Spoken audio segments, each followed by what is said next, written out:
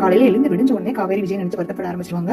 இவருக்கு என்னதான் பிரச்சனை, நேற்றுக்கு ஃபுல்லா முடிஞ்சிருச்சு, நைட் ஃபுல்லாவும் அங்கதான் இருந்தாரு, அட்லீஸ்ட் என்கிட்ட ஒரு கால் பண்ணியாவது இவர் பேசலாம்ல, இப்படி பண்ணிட்டு இருந்தா நான் என்னதான் பண்றது, இவருக்கு ரொம்ப தான் குளிர் விட்டு போச்சு, இவர் மேல நம்பிக்கையில வந்துட்டு நானும் இப்படி விட்டுட்டு இருக்கேனே தவிர என்கிட்ட ஒரு வார்த்தை சொல்லணும் கூட இவருக்கு தோண மாட்டேங்குதுல்ல, இவர் என்னதான் அப்படி நினைச்சிட்டு இருக்காரு, அங்க ஒருவேளை வெண்ணிலாக்கு ஏதாவது சீரியஸான ப்ராப்ளமா இருக்குமா, டாக்டர் ஏதாவது விக்கத்தப்பா ஏதாவது சொல்லி அவர் அதில் அப்செட் ஆயிட்டா என்னன்னு தெரியலையே, என்னதான் பண்றதுன்னு ஒன்றும் புரிய மாட்டேங்குது, அவருக்கு கால் டை பண்ணாலும் சிக்னல் இல்லைன்னு சொல்லி வருது, நான் இப்ப என்னதான் பண்றதுன்னு தெரியல, மத்தியானத்து வரைக்கும் பார்ப்போம், மதியம் வரைக்கும் அவர் வரலன்னா கண்டிப்பா நம்ம ஹாஸ்பிட்டலுக்கே போயிருவோம் தாத்தா கிட்ட சொல்லிட்டு, இதுக்கு மேலே என்னால பொறுமையா இருக்க முடியாது, நானும் அவரே பேசுவாரு அவரே சொல்லுவாருன்னு ரொம்ப வெயிட் பண்ணி ரொம்ப டயர்ட் ஆயிட்டேன், இதுக்கு மேல விஜய் வந்துட்டு வெண்ணிலா கூடவே டைம் ஸ்பெண்ட் பண்ணிட்டு இருக்கோ இல்ல வெண்ணிலாவை கேர் பண்ணிட்டு இருக்கோ ஒரு அளவுக்கு தான் லிமிட் இருக்கு, இதெல்லாம் வந்துட்டு பொறுமையா பார்த்துட்டு இருந்ததே பெரிய விஷயம், என் புருஷன் இன்னொரு பொண்ணை பார்த்து கவனிக்கிறது எனக்கு என்னதான் வந்துட்டு வைத்தறிச்சலா இருந்தாலும் பொறாமையா இருந்தாலும் சரி, அந்த பொண்ணு ரொம்ப நல்ல பொண்ணு, இப்படி ஒரு சிச்சுவேஷன் இருக்கா அப்படின்றதுக்காக விட்டு கொடுத்து போயிட்டு இருக்கேன், ஆனா ரொம்பவுமே வந்துட்டு என்னாலையும் பொறுக்க முடியாது, நானும் ஒரு பொண்ணு தானே, அதுவும் விஜய் மேல வந்துட்டு இப்படி ஒரு லவ் பண்ண பொண்ணு வந்து விஜய் இந்த அளவுக்கு கேர் பண்ணிக்கிறாங்க போது எனக்கு பொசிட்டிவ் இருக்காதா என்ன, நான் என்ன அவ்வளவு அப்நார்மல் பர்சனா, நார்மல் பர்சனா, நானும் எல்லாரும் மாதிரி ஒரு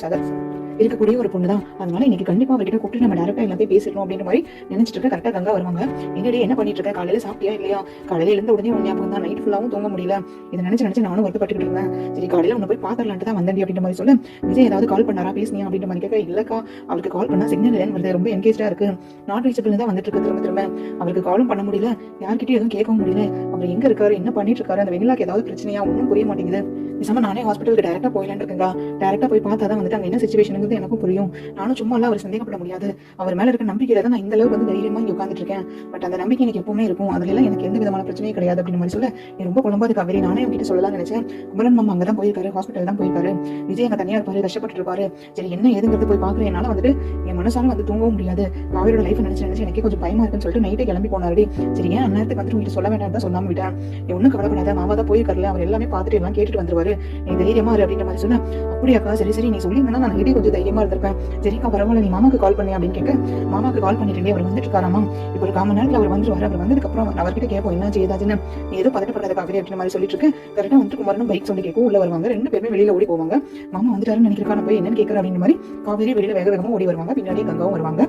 நீ காவேரி என்ன வேக வேகமா ஓடி வர, என்னமாச்சு ஏன் இவ்வளவு பதட்டமா இருக்கு, நைட்டு தூங்குனியா இல்லையா சாப்பிட்டியா அப்படின்ற மாதிரி கேட்க, மாமா அதெல்லாம் இருக்கட்டும், நீங்க இப்ப எங்க இருந்து வரீங்க, அவர் என்ன பண்ணிட்டு இருக்காரு, அவர் எல்லாம் ஓகேவா, அங்க ஏதாவது பிரச்சனையா மாமா, ஹாஸ்பிட்டல் தானே போயிட்டு வந்தீங்க அப்படின்ற மாதிரி கேட்க, பதட்டப்படாத காவேரி நீ கொஞ்சம் பொறுமையா இரு, ஏன் இவ்வளவு டென்ஷனா இருக்கு, நீ பயப்படுற அளவுக்கு இல்ல பதட்டப்படுற அளவுக்கு ஒண்ணுமே நடக்கல, நீ தைரியமா இருக்கா காவேரி, உன் நல்ல மனசுக்கு எல்லாமே நல்லபடியா தான் நடக்கும், நாங்க நடந்ததெல்லாம் உங்ககிட்ட மெதுவா பொறுமையா சொல்றேன் அப்படின்ற மாதிரி கேட்க, மாமா நீங்க என்ன பொறுமையா சொல்றேன்னு இருக்கீங்க, நானே இங்க வந்துட்டு அவ்வளவு டென்ஷனா இருக்கேன், நீங்க சாவகாசமா பொறுமையா சொல்ற அளவுக்கு எனக்கு பொறுமை கிடையாது மாமா, நீங்க தயவு செய்து இப்பவே சொல்லுங்க, அவர் என்ன பண்ணிட்டு இருக்காரு, அங்க என்ன நடக்குது அப்படின்ற மாதிரி சொல்லுங்க, அவர் எப்போ வருவார் வீட்டுக்கு, ஏன் இன்னும் டிஸ்சார்ஜ் பண்ணலையா, ஹாஸ்பிட்டல் ஏதாவது ப்ராப்ளமா மாமா அப்படி இப்படின்ட்டு 1008 கேள்வி கேட்க, ஐயோ காவேரி கொஞ்சம் பொறுமையா இருக்கா காவேரி, அங்கதான் எதுவும் பிரச்சனை இல்ல, வெண்ணிலாவும் சேஃபா தான் இருக்கா, விஜய்க்கு எந்த பிரச்சனையும் கிடையாது, அவர் அநேகமா மத்தியானம் வந்துருவாருன்னு நினைக்கிறேன், அந்த பொண்ணு அப்சர்வேஷன்ல தான் இருக்காங்க, ஒன்னும் பிரச்சனை கிடையாது, டாக்டர் எந்த பயப்படுற மாதிரி எதுவுமே சொல்ல கிடையாது, அவர் இன்னும் 2 மணி நேரத்துல வீட்டுக்கு வந்துருவாரு காவேரி அப்படின்னு மாதிரி சொல்ல, உடனே கங்கா சொல்லுவாங்க, கொஞ்சம் பொறுமையா இருக்கா காவேரி, அதான் மாமா சொல்றாரு அங்க எந்த பிரச்சனையும் இல்ல, அங்க நடந்ததெல்லாம் என்னங்கிறது ஒண்ணு விடாம சொல்றேன், அவர் நைட் ஃபுல்லா ஹாஸ்பிட்டல் இருந்துட்டு வந்துருப்பாருல, குளிக்காம ஒரு மாதிரி ரொம்ப டிஸ்கம்ஃபர்டபுளா இருப்பாரு, போய் அவர் ஒரு குளியல் மட்டும் போட்டுட்டு என்னங்கிறது பாப்போம், நானும் வந்து சாப்பாடு ரெடி பண்றேன்,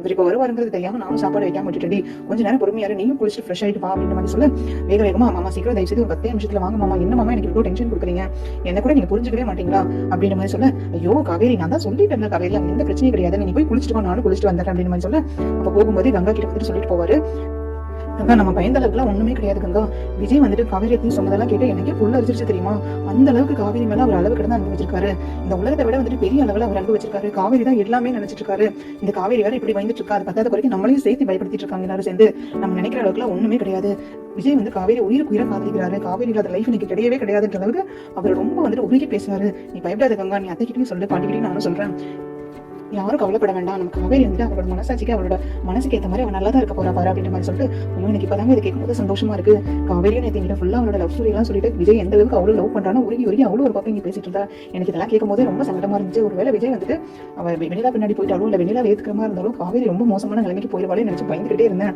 கண்டிப்பா வந்துட்டு கடவுள் அந்த அளவுக்கு எல்லாம் காவேரி விட மாட்டாரு, விஜயோட நல்ல மனசுக்கும் சரி காவேரியோட நல்ல மனசுக்கும் சரி 2 பேரும் நல்லா தான் இருப்பாங்க, சீக்கிரமா இதை உடனே போய் நான் காவேரி கிட்ட சொல்றேன், நீங்களும் குளிச்சுட்டு வந்துருங்க அப்படின்ற மாதிரி சொல்ல, டக்குன்னு வந்துட்டு குமரனும் போய் குளிச்சுட்டு வந்துடுறாரு, காவேரி வந்துட்டு ஃப்ரெஷ் ஆயிட்டு வந்துருவாங்க, உடனே வேக வேகமா காவேரி வீட்டுக்குள்ள ஓடி வருவாங்க, மாமா எங்க இருக்கீங்க வாங்க வாங்க வாங்க அப்படின்ற மாதிரி சொல்லிட்டு வெளியில இழுத்துட்டு வருவாங்க குமரனை, கங்காவும் பின்னாடியே வருவாங்க.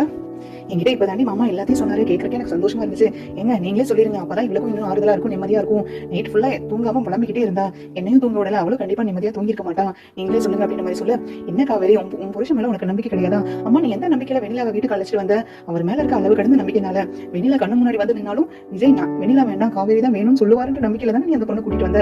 அப்புறம் ஏமா நீ பயப்படுற? விஜய் மனசு முழுக்க நீ மட்டும் தான் இருக்க. அவர் உன் அணுவா வந்துட்டு காதலிச்சிட்டு இருக்காரு. அவரோட லைஃப் எல்லாம் வந்துட்டு நீ தான் வேணுங்கிற மாதிரி தான் அவர் சொல்றாரு.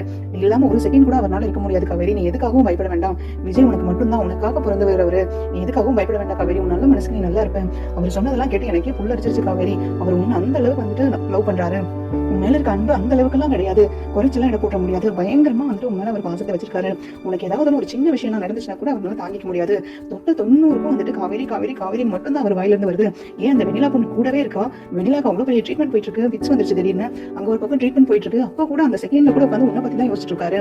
காவேரி தூங்கி போனா, காவேரி சாப்பிட்டு போனா, காவேரி என்ன பண்றா, காவேரி காவேரின்னு சொல்ல சொல்ல கேட்கும் போது எனக்கே வந்துட்டு ரொம்ப சந்தோஷமா இருந்துச்சு தெரியுமா. நான் கூட பயந்துட்டு இருந்தேன். எங்க வெண்ணிலா வந்ததுக்கு அப்புறம் நீங்க எல்லாம் சொன்னீங்க வெண்ணிலா பின்னாடியே விஜய் போயிட்டு இருக்காரு, வெண்ணிலா வந்துட்டு அந்த அளவுக்கு கேர் பண்ணிக்கிறாரு, எங்க வந்துட்டு காவேரியோட வாழ்க்கைக்கு பிரச்சனையா இருக்கும்னு சொல்லி ரொம்ப பயந்துட்டு இருந்தேன். ஆனா இனி யாரு சொன்னாலும் சரி, அந்த கடவுளே வந்து சொன்னாலும் சரி, நான் விஜய் சந்தேகப்பட மாட்டேன். விஜய் உனக்காக பிறந்தவர்மா, நீ அவருக்காக பிறந்தவர். அதனால நீங்க 2 பேரும் சேர்ந்து சந்தோஷமா தான் இருப்பீங்க. அதுக்கும் நீ பயப்படாத, நீ போல்டா இருக்கா, நீ ஸ்ட்ராங்கா இரு, நீ பண்ணதுல தப்பே கிடையாது. நான் இப்ப சொல்றேன் கேட்டுக்கோ. நீ வெண்ணிலா இந்த வீட்டுக்குள்ள கூட்டிட்டு வந்தது விஜய் முன்னாடி நிறுத்தினதுல 1% கூட தப்பு இல்ல. இப்போ உனக்கு கிளாரிஃபை ஆயிருச்சு இல்ல, நீ தான் முக்கியம் விஜய் லைஃப்ல. வெண்ணிலாங்கிறது ஒரு பாஸ்ட் லைஃப்ல இருந்த ஒரு கேரக்டர் மட்டும்தான். வெண்ணிலாவை தாண்டி நீ தான் வந்துட்டு காவேரி தான் வந்துட்டு விஜய் மனசுல ஃபுல்லா இருக்கா. வெண்ணிலாங்கிறதுல ஒரு ஜஸ்ட் ஒரு பாஸ்ட் லைஃப்ல இருந்து அது அப்படியே வந்துட்டு டிசேபிள் ஆன ஒரு விஷயம். நீ தான் அவருக்கு எல்லாமேங்கிறது இப்போ உனக்கு புரிஞ்சிருச்சு. நீ சந்தோஷமா இரு அப்படின்னு மாதிரி சொல்ல, காவேரி வந்து கங்காவை கட்டி பிடிச்சிட்டு அழுன்னு அழுவாங்க. தேங்க்யூ மாமா, தேங்க்யூ சோ மச். நீங்க எனக்காக வந்துட்டு இவ்வளோலாம் சொன்னது, இவ்வளோலாம் போய் பார்த்து கஷ்டப்பட்டது நினைச்சாலே வந்துட்டு எனக்கு என்ன சொல்றதுன்னு தெரியல. ரொம்ப நன்றி மாமா அப்படின்னு மாதிரி சொல்ல, எனக்கு எதுக்கும் நன்றியெல்லாம் சொல்றேன், நீ பண்ணதை விடவா நான் பண்ணிருக்கேன். இதெல்லாம் ஒரு சாதாரண விஷயம். உனக்கு ஒரு பிரச்சனைனா நான் இது மட்டும் இல்ல, என்ன வேணும்னாலும் பண்ணுவேன், இந்த மாமா இருக்கேன் அப்படின்னு மாதிரி சொல்ல, கங்காவும் காவேரி பார்த்துட்டு சிரிப்பாங்க. நீ எதுவும் பயப்படாதே, நீ சந்தோஷமா இரு, நீ சந்தோஷமா இருக்கிறது தான் முக்கியம். நீ உன் நல்ல மனசுக்கு எல்லாம் நல்லபடியா தான் காவேரி நடக்கும் இப்போ அப்படின்ற மாதிரி சொல்ல, உடனே நான் இப்போ ஹாஸ்பிட்டல் கிளம்புறேன் மாமா, அவர் இவ்வளவு தூரம் சொல்லியிருக்காரு, அங்க அந்த வெளியில கூட தனியா கஷ்டப்பட்டு இருக்காரு. நான் பாருங்க இதெல்லாம் யோசிக்காமலே விட்டுட்டேன். அவர் அந்த ஹாஸ்பிட்டல் அந்த பொண்ணு கூட இவ்வளவு கஷ்டப்பட்டு இருக்காரு, நான் சப்போர்ட் கூட பண்ணலன்னா எப்படி? உங்களுக்கு கூட மனசு வந்து நீங்க சப்போர்ட் பண்ணணும்னு போயிட்டீங்க. பட் நான் இங்க இருந்தா எப்படி சரிப்பட்டு வராது? அவர் கூடவே இருந்து எல்லாமே பண்ண வேண்டியது நான் தானே. அவர் தனியா கஷ்டப்பட விட்டுட்டு நான் இங்க சந்தோஷமா இருந்தா அது நல்லாவா இருக்கு?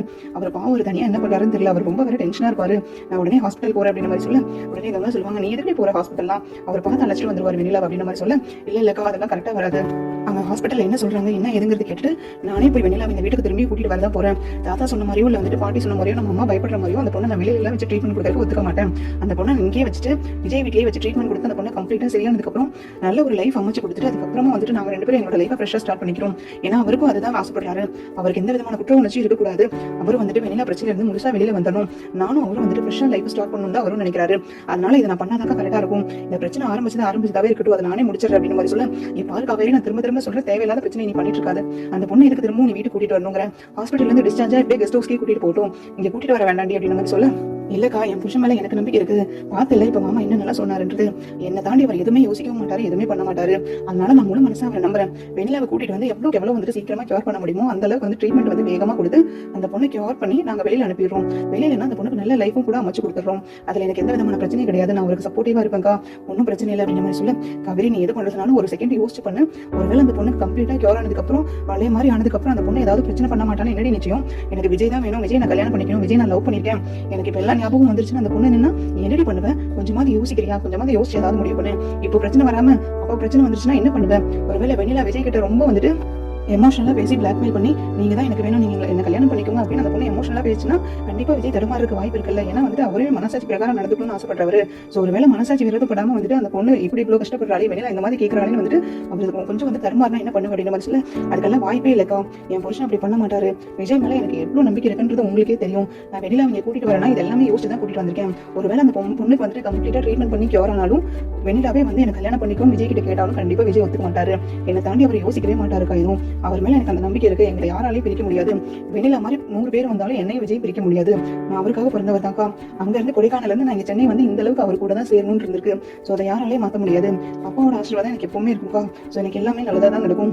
கடவுள் நிறைய சோதனை கொடுத்தாலும் கடைசியில வந்துட்டு எல்லாம் நல்லபடியா நடக்கும் அப்படின்ற மாதிரி ரொம்ப நம்பிக்கையா பேசிட்டு நான் ஹாஸ்பிட்டல் போயிட்டு வந்து என்னன்றது சொல்றேன்கான்ட்டு வேகமா கிளம்பிடுவாங்க.